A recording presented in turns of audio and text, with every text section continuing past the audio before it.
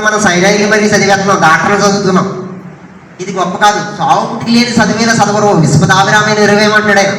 సాగు పుట్టుకు లేని చదువు ఏంటంటే పొద్దున్నుంచి మనకు జరిగేది అదే. సాగు పుట్టుకు లేని చదవండి. ఎవరు పక్కకు వచ్చిన వాళ్ళు ఆలోచిస్తున్నారు. ఎవరన్నా పక్కకు వచ్చారా చేతులు ఎత్తండి. పక్కోళ్ళు ఒక్కటి. ఆయనకి ఇలా అప్సరాజుభాగం జరుగుతుంది ముగ్గురికి. ఆ ముగ్గురికి గట్టిగా ధన్యవాదాలు తెలుద్దాం. వాళ్ళ భౌతిక ప్రకారంగా డిగ్రీలు పిహెచ్డీలు చేసినా ఇలా ఆలోచిస్తున్నారు సాగు పుట్టుకు లేని చదువులో. ఆత్మ కోసం తెలుసుకుంటున్నారు.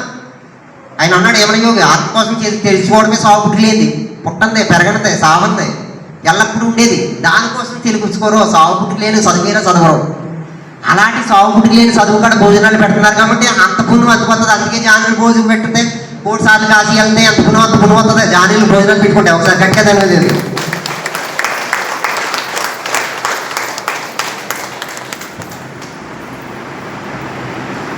అర్జునుడు ఇలా చెప్తుండగా అంటున్నాడు, నాకు అన్నీ తెలుస్తున్నాయి, నాకు అర్థమైపోతుంది అంటాడు. ఏం అర్థమైందంటే తెల్లముఖం వేసుకుంటున్నాడు అర్జునుడు.